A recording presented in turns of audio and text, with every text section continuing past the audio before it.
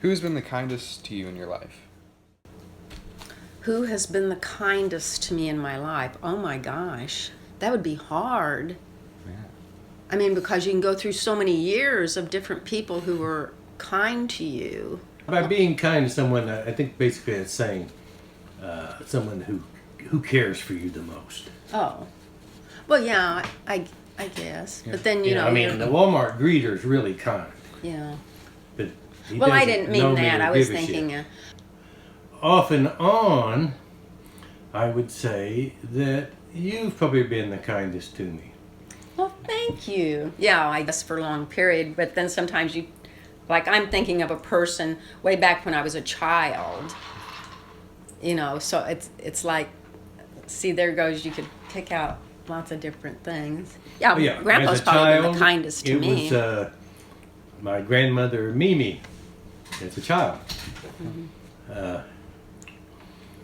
But since then, haven't really been around that many people. There is something good about a friend, you know, like June and I have been friends for 40-some years. Mm-hmm. She remembers when your dad was a baby and stuff, so. And just like with his friends, there was a time in life where probably 6 or 7 years went by and I never saw her. 10 or 15. But it's one of those things you years. find out about a friend who's really a friend. Mm-hmm. They're a friend forever. It's not about how many times you saw them Yeah. this week or this month or whatever. It's the fact that when you see each other again, you're the same as you were whatever time period you came from, you know. So that's kind of the neat thing about, you know, a friend that you have a long time.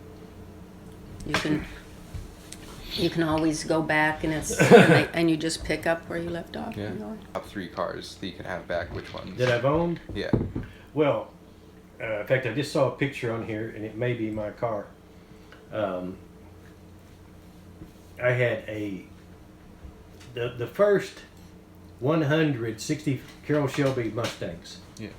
In 1965. The first 100 were built for racing. And I had number 91. And at the time, we didn't know anything about them. And didn't have any history on them or anything. And nobody really knew the history of the cars, where they'd been, what they'd been. So I sold the car for probably $2,500, something, to some guys from West Virginia. They came up here, and that car turned out to be Dan Gurney's race car. It sold at Monterey for $400,000. Probably And it used 5-10 to sit in years our ago. driveway, Oh. the Ferrari. Mm-hmm. Yeah. Well, one day he said to me, I'll take you for a drive in it. I hadn't been for a drive in it. So we drove over there and went down Division to that area where Cynthia used to live, and it just stopped on us. It stopped running, so So he just left me sitting there, and he ran over hill and dale. I had to run across country, come over here, to get something to get the Suburban, so I could go back and get the Ferrari and tour it So home. there I was sitting over there in that pull out onto Division Street, and cars drove by, and I thought, this is the age-old story of a Ferrari. You're sitting in it somewhere and it won't run. How embarrassing. That's the only time I rode in it. I made her sit in the car, I said, because I want to have a picture of Austin in the Ferrari.